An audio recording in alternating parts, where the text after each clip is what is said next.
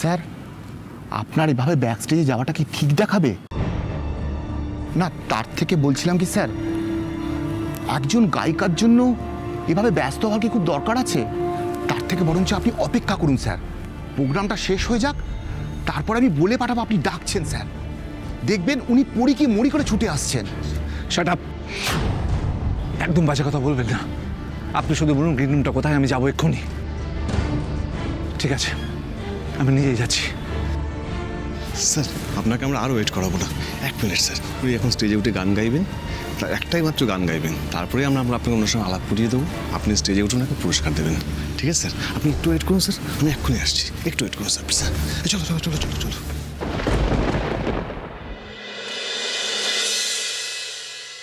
যখন সিংহ কুয়োর কাছে পৌঁছেছে তখন খরগোশ বলল, উঠুন মহারাজ উঠুন, জলের ভেতরে উঁকি মেরে দেখুন, জলের ভেতরে আপনার মতোই আরেকটা মহারাজ আছে।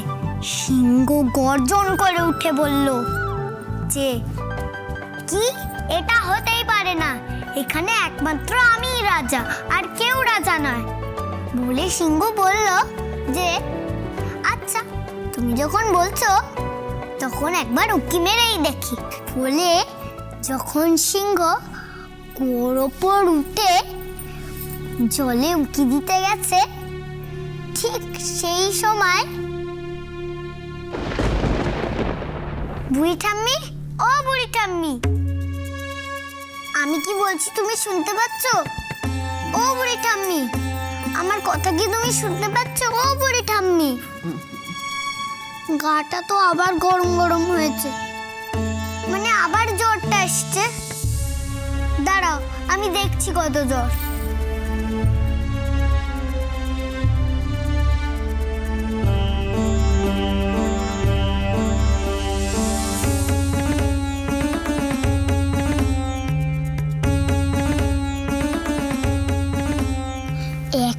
চার। ওরে বাবা, মা তো বলেছে এটা অনেক বেশি, তাহলে তো তোমাকে ওষুধ খেতে হবে।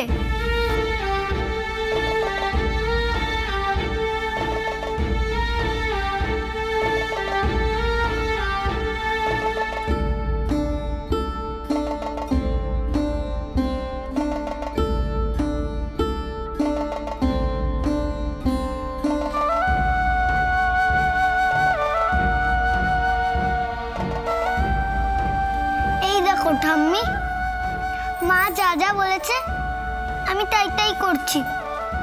এবার তো তুমি চোখ করলো, আমার সাথে কথা বলো না। ও বুড়ি ঠাম্মি, আমার সাথে কথা বলো না প্লিজ, আমার সাথে কথা বলো প্লিজ, প্লিজ আমার সাথে কথা বলো প্লিজ। বুড়ি ঠাম্মি, আমার সাথে কথা বলো।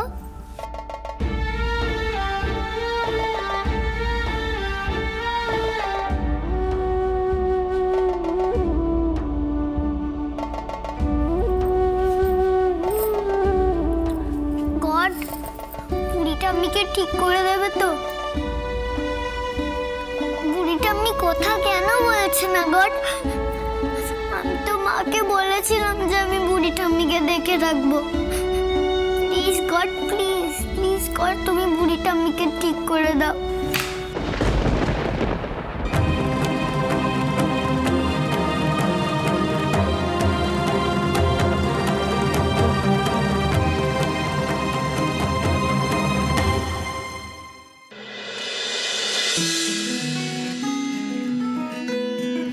আরও ফোন করছে নাকি? বাড়িতে সব ঠিক আছে তো? হ্যালো মা, ও মা। হ্যালো হ্যালো মা, শুনতে পাচ্ছ?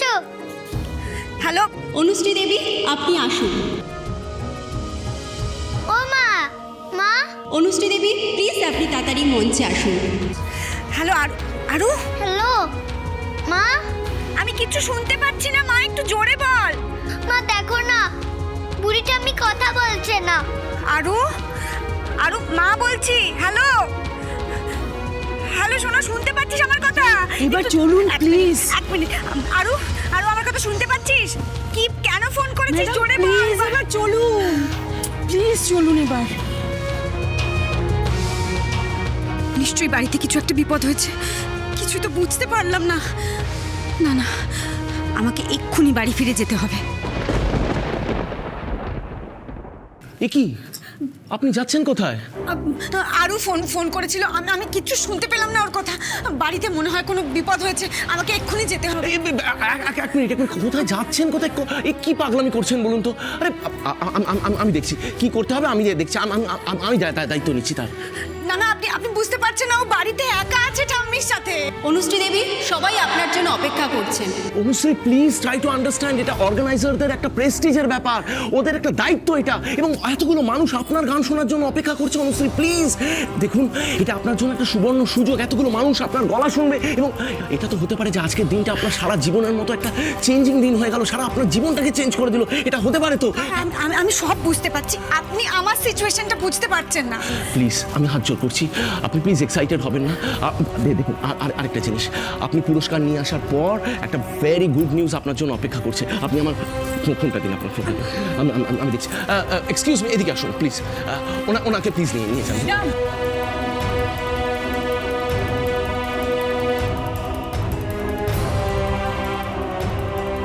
এবার আমি কি করব? আমি কি করব? আমি কি করব? মাকেও তো পাচ্ছি না। যদি দেখিস যে কিচ্ছু বুঝতে পারছিস না কি করবি, তখন ছোট মাসিকে ডাকবি। ছোটি মাসি?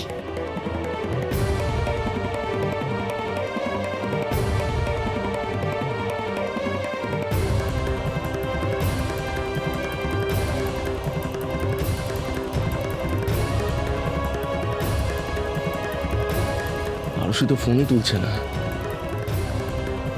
এমনটা হতে পারে হয়তো মাকে মিস করছিল, তাই ফোন করে বসেছে। অযথা আমরা টেনশন করছি।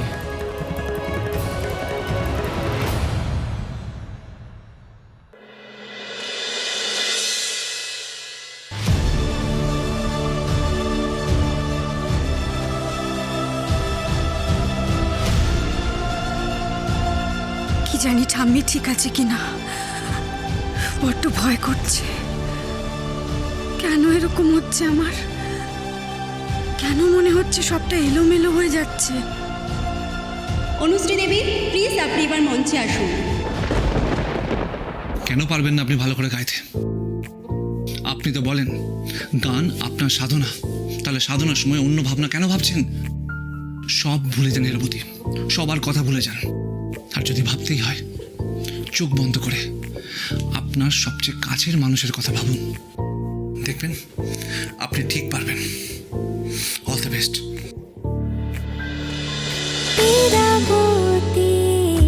চুপ কথা